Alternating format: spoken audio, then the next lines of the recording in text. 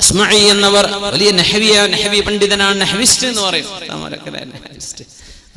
ഗ്രമേറിയൻ, rhetoric scholar, വ്യാകരണ ശാസ്ത്രം പഠിച്ച വലിയ പണ്ഡിതനാണ് അസ്മഈ. ഒരുപാട് യാത്ര ചെയ്ത ആളാ. അദ്ദേഹം പറയും, ഞാൻ അറാബിയെ കണ്ടു, കണ്ണിങ്ങനെ ചെമന്ന് തുടുത്തിട്ട് കണ്ണിന്ന് വെള്ളം അങ്ങനെ വരുന്നുണ്ട്, ചെങ്കണ്ണ് പിടിച്ചതാ. അപ്പൊ ഞാൻ ചോദിച്ചു, എന്നാ കണ്ണൊന്ന് തുടച്ചൂടെ? ഡോക്ടർ പറഞ്ഞിട്ടുണ്ട് തുടക്കരുത്. തിന്നാൻ എന്തേലും ഞാൻ കൊണ്ടുവരട്ടെ? ഡോക്ടർ പറഞ്ഞിട്ടുണ്ട് തിന്നരുത്. അറാബി പറഞ്ഞു കൊടുക്കുക, അസ്മഈ ഡോക്ടർ തിന്നരുതെന്ന് പറഞ്ഞാൽ തിന്നാതിരിക്കുന്ന നമ്മൾ അല്ലേ? അല്ലാഹു അരുത് എന്ന് പറഞ്ഞത് പലതും നമ്മൾ ചെയ്തു കൂട്ടിയാൽ നാളെ നരകത്തിലേക്ക് പോകുന്ന ആളുകൾ ചിന്തിക്കുന്നത് അതായിരിക്കും. അന്ന് ഞാനത് വേണ്ട എന്ന് വെച്ചിരുന്നെങ്കിൽ എത്ര നന്നായിരുന്നേനെ. അന്ന് പരലോകത്ത് അവിശ്വാസികൾ പറയണില്ലേ, അത് നമ്മൾ ദുന്യാവിൽ ഇവിടെ കാണുന്ന സംഗതിയല്ലേ? ഡോക്ടർ പറഞ്ഞു തുടരുത്, തൊടുന്നില്ല. ഡോക്ടർ പറഞ്ഞു ബിരിയാണി കഴിക്കരുത്, പിന്നെ തൊടുന്നില്ല. ഡോക്ടർ പറഞ്ഞു റെഡ് മീറ്റ്, ഇറച്ചിയും ഇതൊക്കെ ഒഴിവാക്കണം, അപ്പൊ നമ്മൾ ഒഴിവാക്കി. പടച്ച റബ്ബേ, ഡോക്ടർ കള്ളുടിക്കരുത് എന്ന് പറഞ്ഞാൽ കള്ളുടി നിർത്തും ചെയ്യും ചെറുപ്പക്കാരെ അല്ലേ? ഡോക്ടർ പറഞ്ഞ് അടിച്ചു പോകട്ടോ, എന്നിട്ട് കാര്യം പറ്റ പോക്കാണ്, ലിവറൊക്കെ പോയിട്ടുണ്ട്, കിഡ്നിയൊക്കെ പോയിട്ടുണ്ട് എന്ന് പറഞ്ഞാൽ നമ്മൾ നിർത്തും. ഉലമാ പറയാം, തൗബ ചെയ്യുന്നത് അള്ളാഹ്ക്ക് വേണ്ടിയായിരിക്കണം. അപ്പൊരാൾ ചോദിച്ചു, അല്ല അള്ളാഹ്ക്കല്ലാത്ത വല്ല തൗബയുണ്ടോ? അള്ളാഹ്ക്കല്ലാത്ത വല്ല തൗബ ഉണ്ടോ? തൗബ അള്ളാഹ്ക്ക് തന്നെയല്ലേ നമ്മൾ ചെയ്യുള്ളൂ. അള്ളാഹ്ക്കല്ലാത്ത തൗബ ഉണ്ടാവും. എങ്ങനെ? ഈ കേസിൽ സിസർ വലിച്ച് ആകവൻ ചെയിൻ സ്മോക്കറും ചെയിൻ്റെ സ്റ്റെയിനും ഒക്കെ ആയിട്ട് അവസാനം ഡോക്ടർ പറഞ്ഞു, ഇതിങ്ങ് നിർത്തിയിട്ടില്ലെങ്കിൽ കാര്യം പോക്കാണ്. അപ്പൊ നിർത്തി. തൗബ ചെയ്തു, ഇനി ഞാൻ തുടരല്ലോ, ഞാനത് ഇന്നലെ രാത്രി എനിക്കൊരു തോന്നിയിട്ടുണ്ടായത്, ഞാൻ നിർത്തിയത് എന്തിനാ? ഈ തൗബ എന്താ? തടി പോകുന്നു പറഞ്ഞപ്പോഴുള്ള തൗബയാണ്, അതല്ല തൗബ. കുടിച്ച് മതിമറന്നു പോയി മരിച്ചു പോണോലെത്ര, അറ്റാക്കാവുന്നവരെത്ര, മൂലൊക്കെ കിടക്കുന്നവരെത്ര. ഡോക്ടർ പറഞ്ഞു, ഇനി കുടിച്ചാൽ ഞാൻ നിങ്ങളെ ചെക്ക് ചെയ്യ പോലുമില്ല. അങ്ങനത്തെ ഒക്കെ നല്ല ഡോക്ടർമാരുണ്ട് അല്ലേ? അപ്പൊ നിർത്തും. ഇനി ഞാൻ കുടിക്കൂലോട്ടോ, പഠിച്ചോനെ ഞാൻ നിർത്തി. എന്റെ പേര് നിർത്തിയത് തൗബയാണോ? ഇത് തൗബല്ല, ഇത് നിന്റെ തടിക്ക് വേണ്ടി നീ നിർത്തിയതാ. വ്യഭിചാരം തോന്നിവാസമൊക്കെ ഇഷ്ടം പോലെ നടക്കുക. ഗൾഫുകാരായ സഹോദരന്മാർ ഒരുപാട് കഷ്ടപ്പെടുന്നവരില്ലാത്തവരുണ്ട്. ഇങ്ങനെയൊക്കെ കഷ്ടപ്പെട്ടിട്ട് കൊടുത്തയക്കുന്ന സംഗതികൾ നമ്മുടെ നാട്ടിലെത്തി വിനിമയം ചെയ്യപ്പെടുന്ന രീതികൾ എങ്ങനെയാ?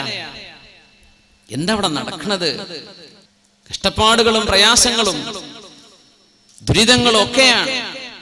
അല്ലാഹുവിനെ ശുക്ർ ചെയ്യണ്ടേ മുഅ്മിനേ. അല്ലാഹുമ്മ ജഅൽനാ മിനശ് ശാകിരീന ലക വമിനത് തവ്വാബീൻ.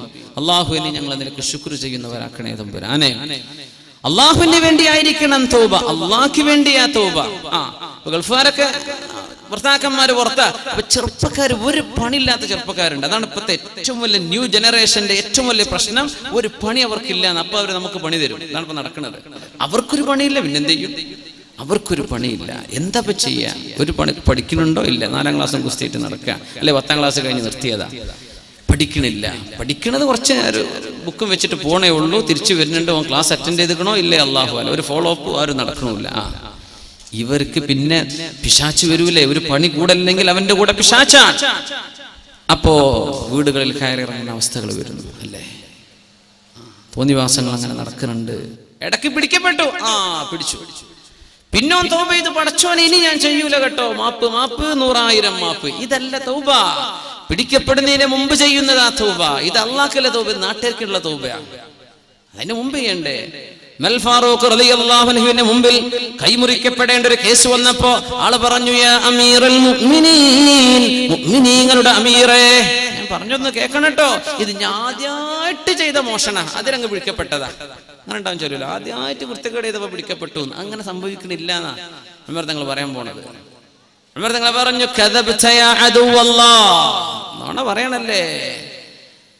ഇന്നല്ലാഹ ലാ യഹ്തികു സിത്ര അബ്ദിൻ, ഒരു മനുഷ്യന്റെ സ്വകാര്യത അല്ലാഹു വെളിപ്പെടുത്തൂല.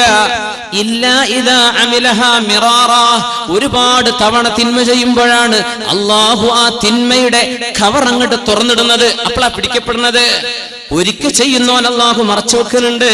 2ാമത്തെ തവണയും അല്ലാഹു മറച്ചു വെച്ചു അല്ലേ? 3ാമത്തെ തവണ നീ പിടിക്കപ്പെട്ടു. എന്തുകൊണ്ട് പിടിക്കപ്പെട്ടു? അള്ളാഹുവിന്റെ പരിശുദ്ധമായ നിയമത്തെ നീ ലംഘിക്കുന്നത് തുടരുകയാണ്, അള്ളാഹു നിന്നെ ഒന്നാമത്തെ തിന്മയിൽ തന്നെ പിടിക്കൂല എന്ന് ഉമർ ഫാറൂഖ് റളിയല്ലാഹു അൻഹു. അപ്പൊ പിടിക്കപ്പെടുമ്പോൾ തൗബ ഉണ്ട്. ഇതല്ല തൗബ. തൗബ അള്ളാഹുവിന് വേണ്ടിയുള്ള. എന്തായി തൗബ എന്നൊക്കെ പറഞ്ഞ ഖബറിൽ പോയി കിടക്കുമ്പോൾ സുഖം വേണം മുഅ്മിനെ. ഇതൊക്കെ കഴിയും, ഇതൊക്കെ കഴിയും. തടിമക്കൊരു ക്യാൻസർ ഉണ്ട് എന്ന് പറഞ്ഞാൽ ഏത് ചെറുപ്പക്കാരനും ചിരി കഴിഞ്ഞോ? കാൽമുട്ടിന് വേദന, ഡോക്ടർ പറഞ്ഞു ഒന്ന് പരിശോധിച്ച് നോക്കി, ലെറ്റ്സ് ഡയഗ്നോസ്, നമുക്ക് നോക്കുക എന്താണ് എന്ന്. കുഴപ്പമൊന്നുമില്ല. പടച്ചോനെ, ആ ഡോക്ടറുടെ വർത്താനം കേട്ട് എനിക്ക് തോന്നുന്നത് മറ്റേതാണെന്നാണ് എന്ന് പറഞ്ഞാൽ ക്യാൻസർ ആണോ? ഈ ശങ്ക വന്നാൽ കഴിഞ്ഞില്ലേ, പിന്നെ ആർക്കാ ചിരി, പിന്നെ എന്തിനാ മൊബൈൽ, പിന്നെ എന്ത് വാട്സപ്പ് ഫോണ്, പിന്നെ എന്ത് നെറ്റ്, പിന്നെ എന്ത് ഫോണ്, പിന്നെ എന്ത് ലവർ, പിന്നെ എന്ത് സ്നേഹം, എന്ത് പ്രേമം, പിന്നെ ഒരു മണ്ണാകട്ടിയില്ല. ഇനി ഞാൻ അള്ളാഹിന്റെ അടുത്തേക്ക് പോവാ, എൻ്റെ റബ്ബെന്നെ സ്വീകരിക്കുമോ ഇല്ലയോ? ഇതാ ചിന്തിക്കുന്നത്. തടി, ശരീരത്തിന്റെ ആഗ്രഹങ്ങൾ ഭയങ്കര. ഇത് പിടിച്ചു നിർത്തണം. ഇതാണും പെണ്ണും പിടിച്ചു നിർത്തണം. അതിനാ അള്ളാഹു സ്വർഗം തരാൻ പോണത്. അതിനാ സ്വർഗം. ഇവിടെ തോന്നിയ പോലെ നടക്കുകയാണ്, പിന്നെ അവിടെ ചെന്നിട്ട് സ്വർഗവും യാ അല്ലാഹ്, അത് നടക്കൂല.